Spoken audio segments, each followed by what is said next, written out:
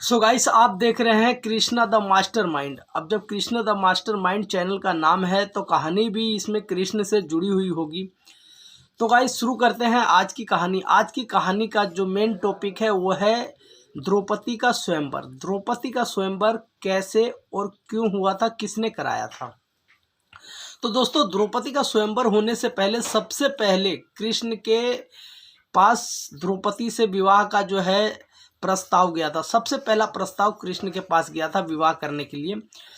परंतु जब कृष्ण गए द्रौपदी से मिलने के लिए तो उनके सामने दो शर्तें रख दी गई। शर्त नंबर 1 कि जो व्यक्ति द्रौपदी से शादी करेगा उसे युद्ध करना पड़ेगा। युद्ध किससे करना पड़ेगा, महत्वपूर्ण ये था। तो सबसे पहला व्यक्ति जो था जिससे युद्ध करना था वो था गुरु द्रोणाचार्य, और दूसरा व्यक्ति जो था वो था अर्जुन। और शर्त था कि इन दोनों को जो मारेगा उसी से द्रौपदी विवाह करेगी। अब कृष्ण तो पड़ गए चक्कर में, क्योंकि वो किसी भी कीमत पे अर्जुन को तो नहीं मारना चाहते थे, और अगर विवाह करेंगे तो ये एग्रीमेंट हो जाएगा कि भाई अर्जुन को मारना ही पड़ेगा।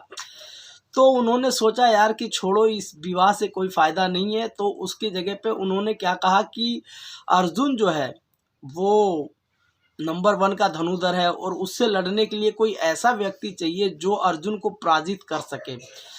तो इन्होंने दिमाग लगाया। इन्होंने कहा कि ऐसा करते हैं कि हम एक स्वयंवर रखते हैं जिसमें एक प्रतियोगिता रखेंगे, और बहुत ही हार्ड प्रतियोगिता रखेंगे।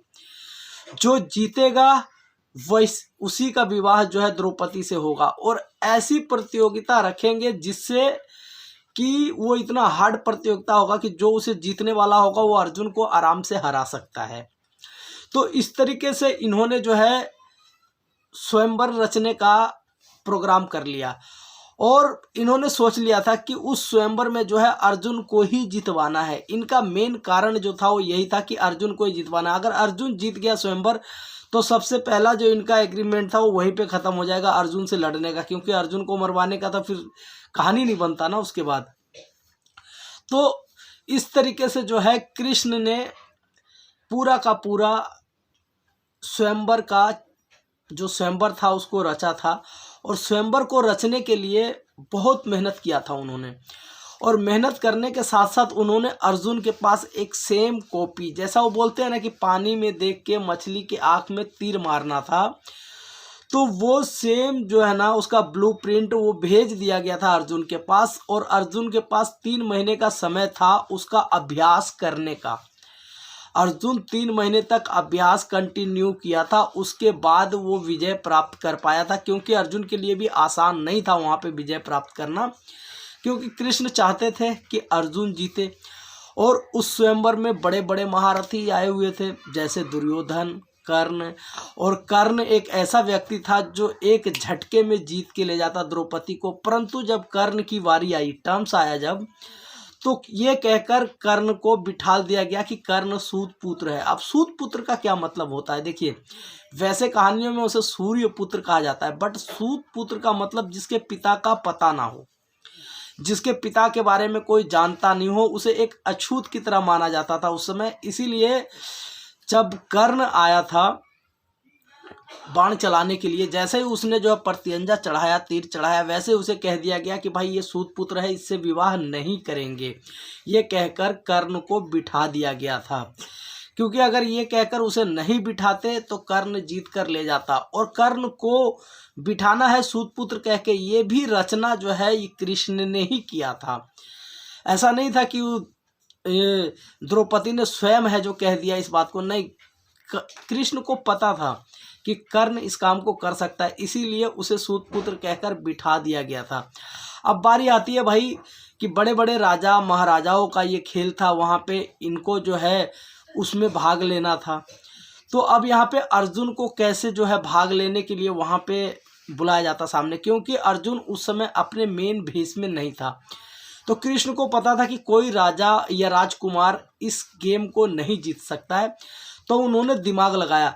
सबसे पहले जो है जितने भी रजवाड़े हैं, जितने भी राजाएं हैं, वो पहले कोशिश करेंगे।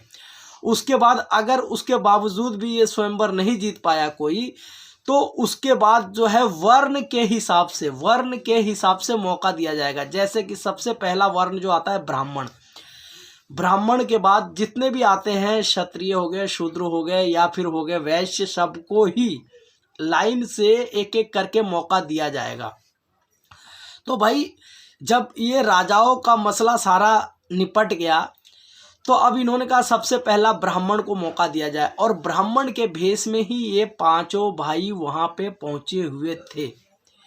अब भाई ब्राह्मण के भेष में पहुंचे हुए थे तो उनका जो मेन कारण था ब्राह्मण को मौका देने का वो यही था कि ब्राह्मण के भेष में जब आए हैं तो इनमें से कोई नहीं जीत पाएगा, तो सबसे पहला मौका मिलेगा अर्जुन को।